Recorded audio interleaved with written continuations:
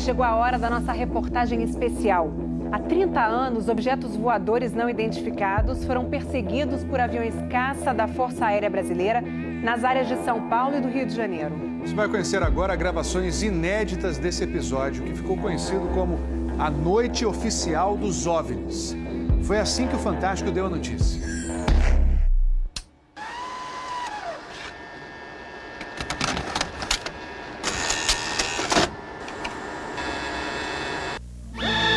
Esta semana, altas autoridades militares do Brasil admitiram publicamente pela primeira vez ter visto objetos voadores não identificados, os OVNIs.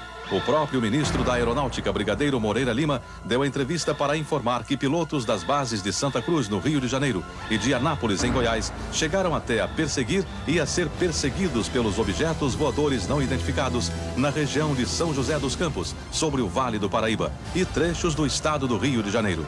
Eram 21 OVNIs, segundo os militares, que ficaram mais de 3 horas sobrevoando o território brasileiro na noite de segunda e madrugada de terça-feira.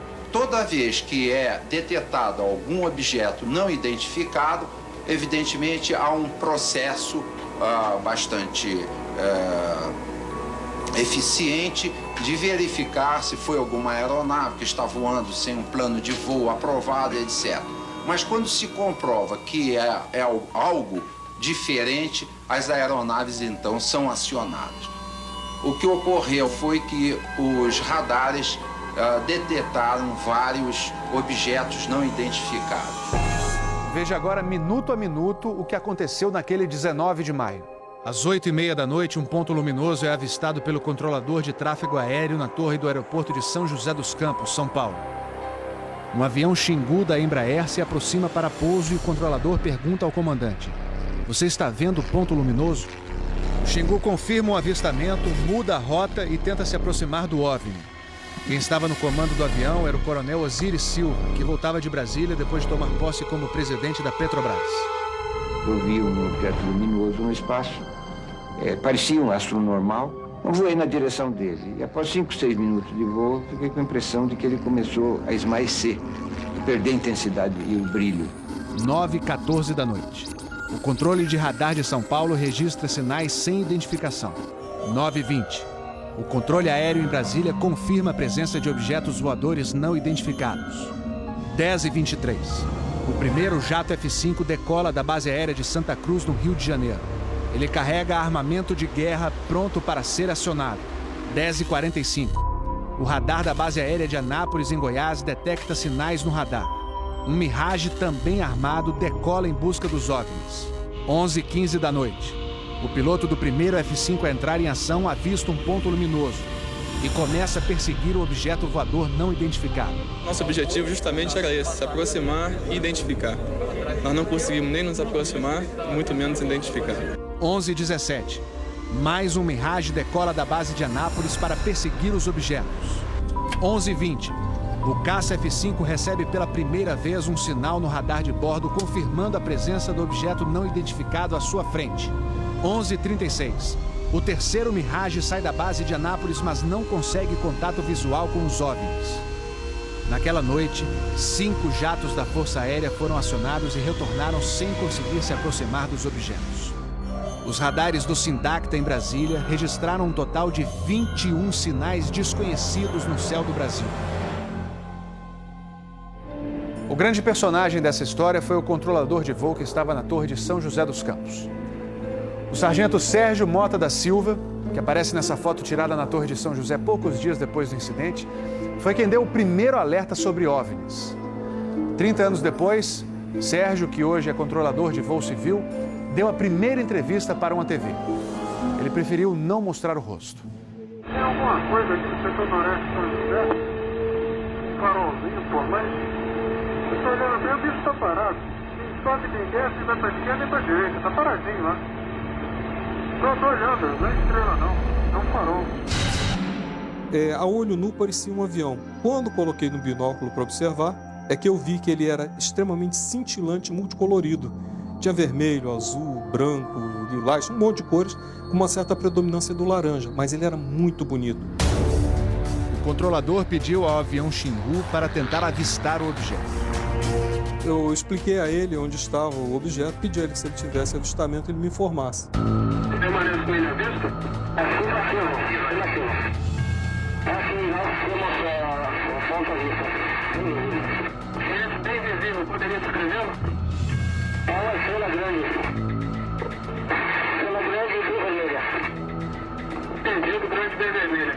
Controle de São Paulo será alertado. O controlador em São José dos Campos avisa ao controle São Paulo que o Xingu está perseguindo o OVNI. Positivo. Ele está perseguindo o troço. Está perseguindo o troço? Tá indo atrás. Sério, tá indo. O controle? Tá vendo? Próximo de São Paulo, já da região do radar, esse objeto simplesmente desapareceu do radar. O Xingu também perdeu contato visual com ele. O avião Xingu abandonou a perseguição e pousou em São José dos Campos. Pouco depois, o controlador da Torre de São José alertou o controle São Paulo.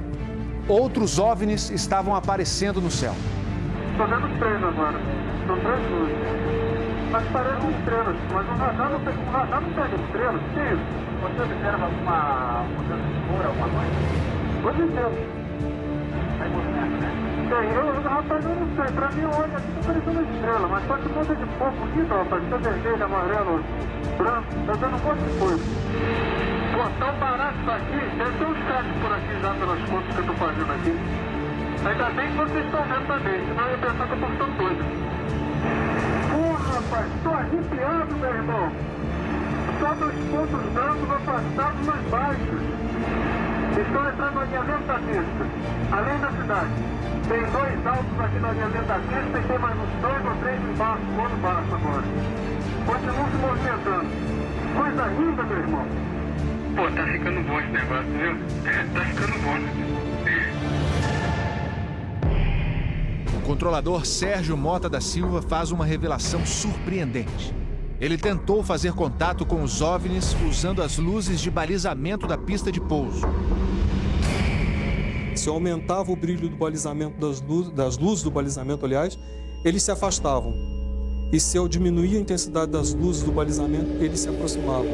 Pareciam responder de modo inteligente aos sinais que eu fazia com as luzes da pista de pouso e decolagem. O controlador Sérgio fala com o controle aéreo em Brasília. Fala, Brasília. Brasília? Boa noite, bem-vindo ao Festival dos Discos Voadores. É uma loucura isso aqui, cara. Pô, os que eu pude ver mudavam de cor o tempo todo. Vermelho, amarelo, azul, lilás, aquele festival de cores. As ocorrências terminaram já perto do nascer do dia, lá pelas 4 e pouco, 5 horas da manhã. Os últimos objetos foram vistos. Como é que tá a situação aí? Ô, rapaz, isso aqui foi um festival. E agora, como é que tá? Agora não sei o que é mais não. Não. Você não informa nada. Positivo. Mas você não viu nada, não sabe nada. Positivo. O Fantástico também teve acesso às gravações das conversas entre os pilotos e a defesa aérea. Um desses pilotos era o capitão Armindo de Souza Viriato. Veja agora como foi que ele perseguiu um OVNI com armamento pronto para ser usado. Eu estou em contato. Confirma? Estou em contato. Prossiga nesse contato, caçador. 7. Caçador passando a rojão. 7. Caçador passando a rojão. No código dos pilotos, isso quer dizer que o caçador, o avião caça, entrou na situação rojão.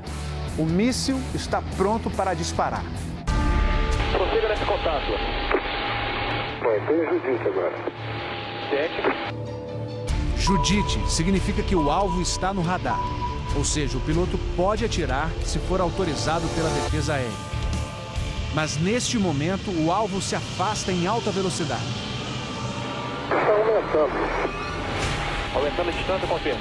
Afirmativo. A distância está aumentando de novo aqui. 7. Aumentando rápido, né? Comportamento muito estranho, ok?